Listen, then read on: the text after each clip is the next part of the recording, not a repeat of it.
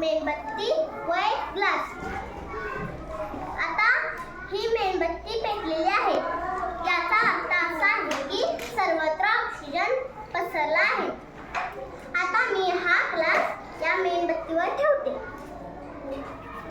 आता मी हा ग्लास आडवा मेणबत्तीवर ठेवला आहे. आता पहा, ही मेणबत्ती हळूहळू विझत आहे. ही मेणबत्ती विझली. यावरून हे सिद्ध होते की ज्यावेळी मेणबत्तीला ऑक्सिजन मिळतो त्यावेळी मेणबत्ती विझत नाही.